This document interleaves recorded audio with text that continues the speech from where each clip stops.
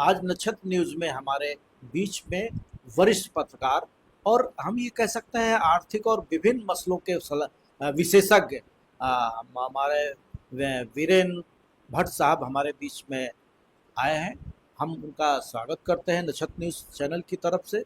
और आज हम बात करेंगे, ये वो मुद्दा है जिस पर बहुत सी बातें हो चुकी हैं। ये महीनों से चला आ रहा है कि वक्फ बिल को लेकर के देश और प्रदेश में उत्तर प्रदेश से ही आवाज़ उठी थी। अगर याद करें पीछे देखा जाए तो उत्तर प्रदेश से ही इसकी आवाज़ें उठना शुरू हो गई थी, क्योंकि सारी नज़रें अगर देश में है, क्योंकि सारी वक्फ संपत्तियों का भंडार भी उत्तर प्रदेश में है। सबसे ज़्यादा 71% जो है वक्फ संपत्तियां उत्तर प्रदेश में ही है वर्तमान में। अब उसमें सत्व संपत्ति का भी ले लें या और भी मसले ले लें, उन सबको जोड़ेंगे तो कुल मिलाकर के उत्तर प्रदेश से ही शुरू हुई है और उत्तर प्रदेश से ही इसका समापन भी होगा। हाँ, दोनों सदनों में, लोकसभा में भी और राज्यसभा में बड़े बहस के बाद, और वो ऐतिहासिक बहस भी हुई, दोनों सदनों में ऐतिहासिक बहस हुई है शून्यकाल में। इतने लंबे समय तक पार्लियामेंट में चर्चाएं किसी भी बिल पर या किसी मुद्दे पर नहीं हुई जो वक्फ बिल 2025 पर पूरी हुई हैं। अब उसमें इस बिल को राष्ट्रपति के द्वारा इस पर मुहर लगना बाकी है और उसके बीच में ही चाहे ओवैसी साहब हों चाहे कांग्रेस के सांसद हों, दोनों लोगों ने कल सुप्रीम कोर्ट में अपनी याचिका दायर किया है इसके विरुद्ध कि ये वक्फ बिल उचित नहीं है। तो इस पर हम विशेष आज बातचीत करेंगे भट्ट जी से, वीरेन भट्ट जी सर से। बिल आ जाएगा तो मुसलमानों के लिए बहुत बड़ा खतरा आ जाएगा, देश की एकता खतरे में आ जाएगी, संविधान खतरे में आ जाएगा। तो ये जो खतरे की बात लाई गई है और इसका दोनों पक्षों ने बहुत से राज्यों में इसका वेलकम किया गया है, इस बिल का स्वागत किया गया है और बहुत से राज्यों में इसका व्यापक विरोध किया गया है। इस पर आप किस नजरिए से देख रहे हैं? देखिए, पहले हमको ये समझना होगा कि वक्फ होता क्या है। वक्फ का मतलब ये है कि एक जो व्यक्ति इस्लाम को मानने वाला है उसने अपनी निजी संपत्ति मजहबी कामों के लिए उसने दान कर दी, यानी उस संपत्ति का स्वामित्व फिर अल्लाह का हो गया।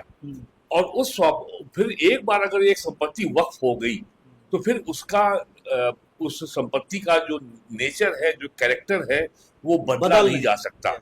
उस प्रॉपर्टी को भी बेचा नहीं जा सकता, बेच नहीं सकता। तो यानी जो संस्था वक्फ जो दान से अस्तित्व में आई है, तो दान से अस्तित्व में आने वाली संस्था किसी संपत्ति पे दावा कर रही है, ये बड़ी अजीबोगरीब बात है।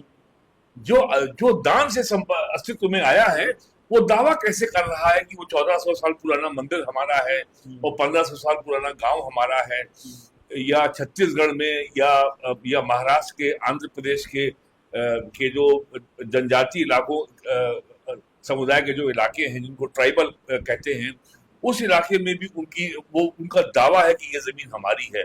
तो ये बड़ी अजीबोगरीब स्थिति पैदा हो गई। दावा यहाँ तक तो आ गया कि उत्तर प्रदेश के जब मैं प्रयागराज में जब कुंभ चल रहा था तो ये दावा करने वालों को पहले ये बताना चाहिए था कि वाराणसी के उदय प्रताप कॉलेज की जमीन और संगम के किनारे 60 एकड़ प्रयागराज की जमीन, उनको दान किसने की थी? तो ये जो संस्था दान से अस्तित्व में आई है वो संपत्ति पर दावा जताए, ये बड़ी अजीबोगरीब स्थिति हुई और ये केवल भारत में हुआ। हाँ, जैसे कहा जाता है दान की हुई गाय के जो है वो दांत नहीं गिने जाते हैं। तो दुनिया में वक्फ बोर्ड और वक्फ प्रॉपर्टी और भी इस्लामी देशों में है, लेकिन वहां पे बहुत ही स्पष्ट जो है ये उसकी प्रोसेस निर्धारित है कि वक्फ प्रॉपर्टी कौन कर सकता है, उसके बाद उस प्रॉपर्टी का प्रबंधन कैसे होगा, कौन संचालन करेगा, उसका उसका फाइनेंशियल मैनेजमेंट कैसे होगा, ये सब चीजें तय हैं। भारत में तो एक तरीके से अराजकता की स्थिति थी और ये अब तक चली आ रही थी। तो पहले बात तो ये हो गई कि ये वक्फ बोर्ड ये होता है। अब आते हैं ये इंडिया में कानून कैसे बना। इसका पहला कानून बना ब्रिटिश पीरियड में, आजादी के पहले। उसके बाद जब भारत आजाद हो गया, भारत का संविधान बन गया, तब 1954 में पहला बिल आया, कानून आया वक्फ प्रॉपर्टी को मैनेजमेंट कंट्रोल के लिए, और कैसे इनका नियमन किया जाएगा, कैसे इनका रेगुलेशन किया जाएगा।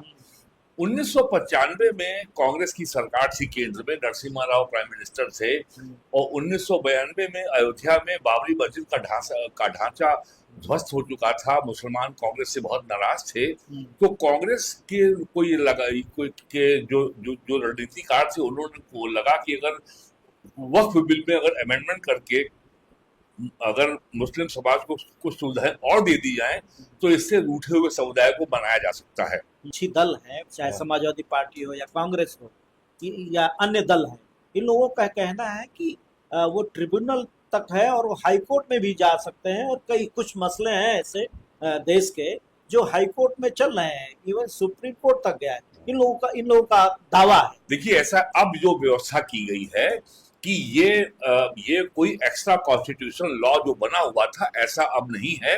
ये भी भारत के संविधान के तहत एक कानून है, और मैं तो यहाँ तक कहूंगा कि कांग्रेस के जमाने में ये शरीयत के आधार पे कानून था। नरेंद्र मोदी की सरकार ने वक्फ एक्ट को वास्तव में अब सेकुलर लॉ बनाया है, और ये चूंकि भूमि संबंधित मामला है, इसमें संपत्ति वक्फ बोर्ड जो है लैंड का मामले को डील करता है, तो जो रेवेन्यू लॉ की जो कॉम्पिटेंट अथॉरिटी है, डिस्ट्रिक्ट मैजिस्ट्रेट, अब आपको कोई संपत्ति पे यदि आप दावा करते हैं कि ये वक्फ प्रॉपर्टी है, तो आपको उसके रेवेन्यू रिकॉर्ड या डॉक्यूमेंट्री एविडेंसेस प्रोड्यूस करने होंगे, और अगर आप ये डॉक्यूमेंट अगर प्रस्तुत नहीं कर सकते, तो आपका दावा खारिज है, और उसके बाद डिस्ट्रिक्ट मैजिस्ट्रेट के आदेश के खिलाफ आपको हाई कोर्ट जाने की, सुप्रीम कोर्ट जाने की सुविधा आपको मिली हुई है। तो जो आपको एब्सोल्यूट पावर मिली हुई थी, जिस प्रॉपर्टी पे आपने हाथ रख दिया वो प्रॉपर्टी आपकी हो गई। और कई मामले तो छत्तीसगढ़ में ऐसे आए हैं कि वक्फ बोर्ड ने नोटिस दिया ट्राइबल एरिया के लोगों को, और फिर उनसे कहा कि आप 800 मील दूर चल के भोपाल में ट्रिब्यूनल के सामने पेश हुई है। उनको यहाँ तक विकल्प दिया गया कि आप अगर इस्लाम कबूल कर लेंगे तो आपका मुकदमा खत्म कर दिया जाएगा। ऐसी भी शिकायतें आई हैं महाराष्ट्र से और छत्तीसगढ़ से।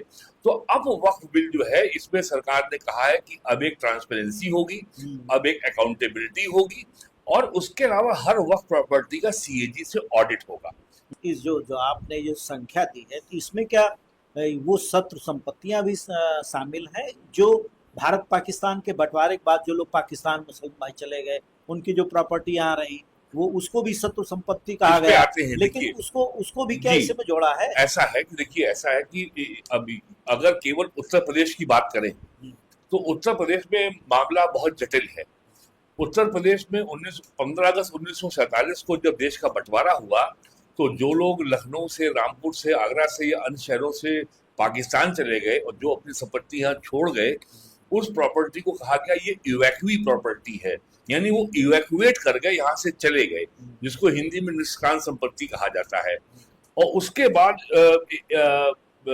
आजादी के बाद एक नया कानून लाया गया, उसमें जो लोग देश के प्रति वफादार नहीं थे या जो पाकिस्तान चले गए थे, उस प्रॉपर्टी को एनिमी प्रॉपर्टी डिक्लेयर कर दिया गया, शत्रु संपत्ति डिक्लेयर कर दिया गया। तो यूपी में जो बड़े पैमाने पर गड़बड़ियां ये सामने आई कि लोगों ने इवैक्यूई प्रॉपर्टी को वक्फ प्रॉपर्टी में दर्ज करा दिया कि साहब अब तो प्रॉपर्टी बच जाएगी, सरकार ले नहीं पाएगी, या इवैक्यूई प्रॉपर्टी को उसमें उन्होंने नजूल की लैंड में दर्ज करा दिया, और नजूल की लैंड को बाद में फ्री होल्ड करा दिया, और बाद में उसको बेच दिया गया, बिल्डरों ने बेच दिया गया। आपको याद होगा अगस्त 2024 में यूपी विधानसभा में यूपी नजूल लैंड अमेंडमेंट बिल आया था। वो बिल विधानसभा से पास हो गया था, और विधान परिषद में जब बिल पहुंचा तो सरकार ने कुछ नई सूचनाएं मिली, तो उसके आधार पर बिल को जो है विधानसभा की सिलेक्ट कमेटी को भेज दिया गया। अभी तक वो बिल पास नहीं हुआ है।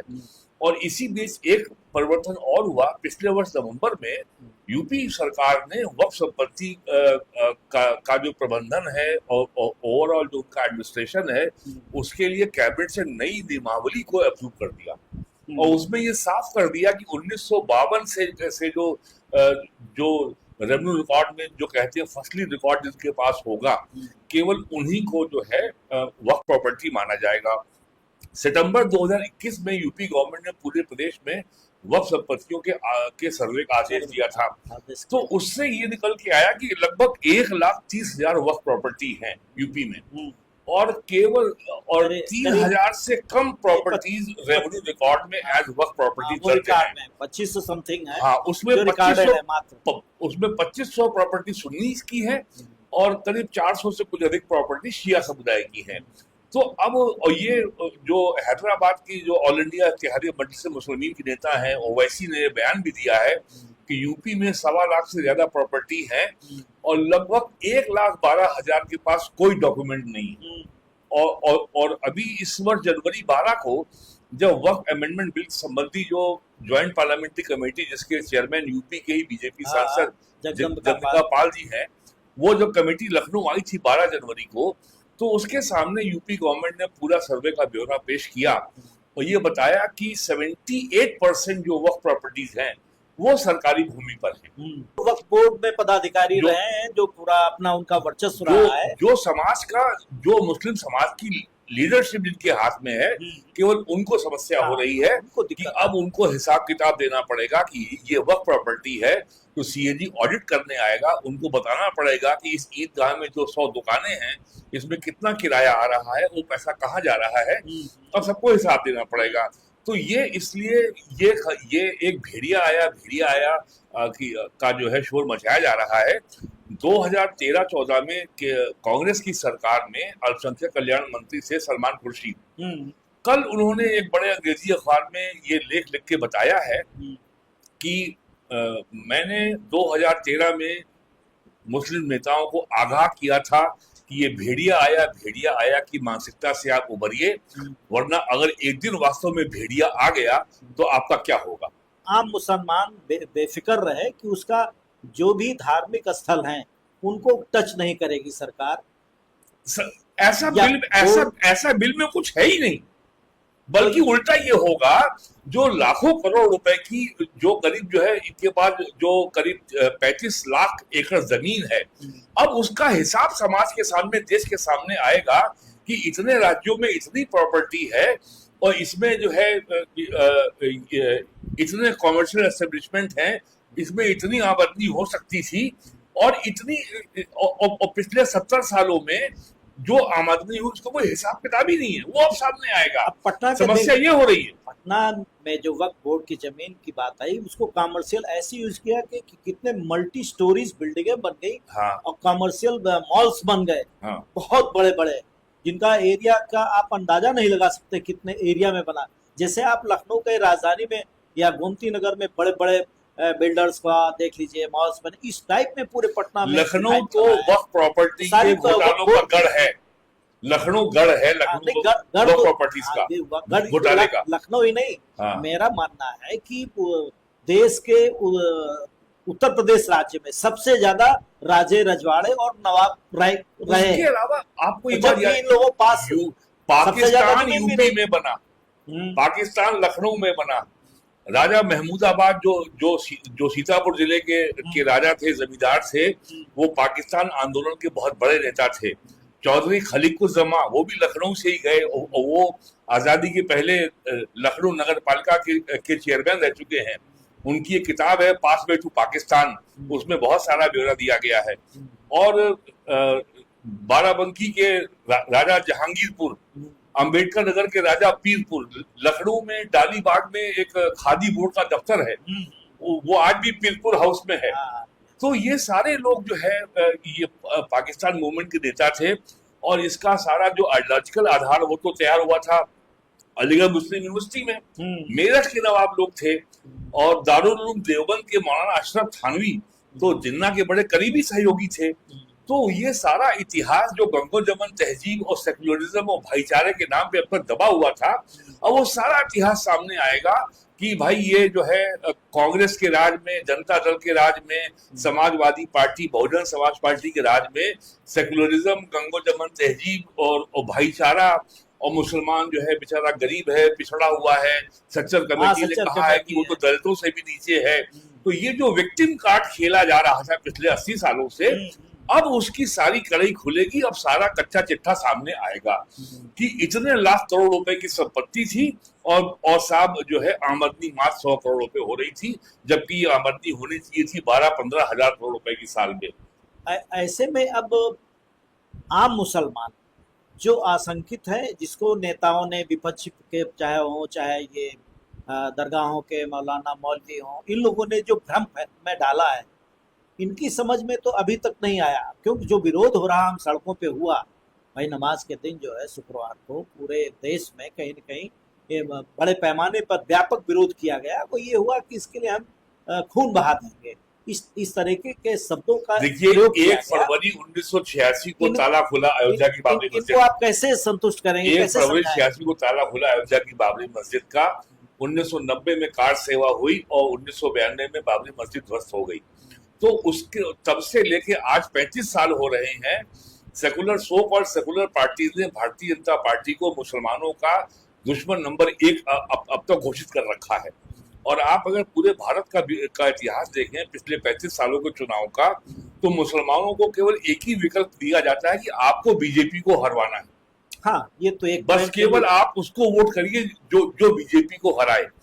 तो बीजेपी को जो खलनायक बनाया गया है, तो सरकार चाहे प्राइम मिनिस्टर अटल बिहारी वाजपेयी हो, चाहे नरेंद्र मोदी हो, माहौल केवल ये बनाया जाता है कि भारतीय जनता पार्टी मुसलमानों के लिए कुछ अहित का काम करने जा रही है। भारतीय जनता पार्टी कभी मुसलमानों का हित कर ही नहीं सकती। तो उसी इतिहास को फिर दोहराया जा रहा है।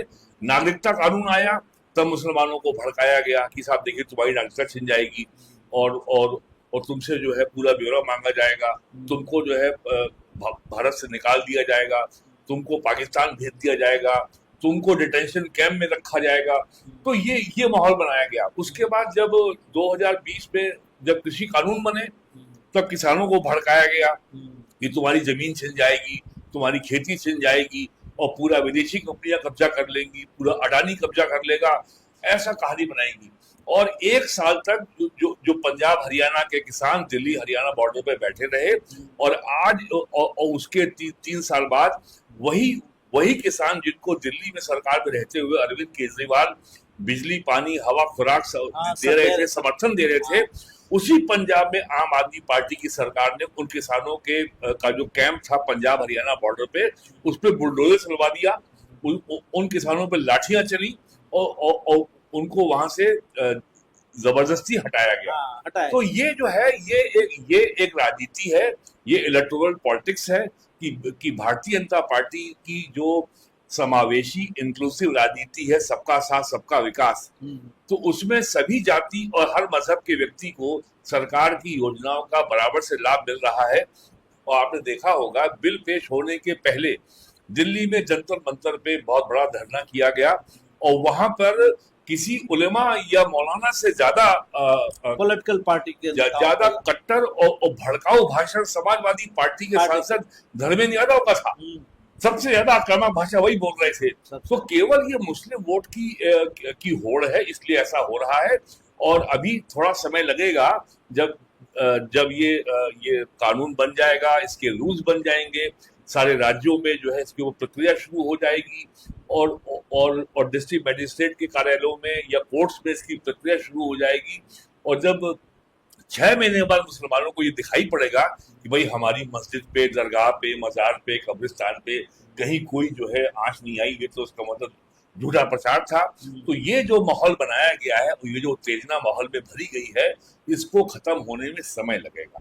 ये जो माहौल की बात आप कर रहे हैं, ये माहौल तो उत्तर प्रदेश के जो मुख्यमंत्री हैं योगी आदित्यनाथ जी, और जिनका समाजवादी पार्टी या कांग्रेस के लीडर्स या ओवैसी जैसे इन सारे नेताओं का अटैक, देखिए आप देखिए सदन में जो चर्चा हुई बाहर या अंदर, सब कहीं उत्तर प्रदेश के मुख्यमंत्री योगी आदित्यनाथ को टारगेट करके, उनके बुलडोजर सिस्टम को लेकर के उसको ही टारगेट करके मुसलमानों में डर पैदा किया गया।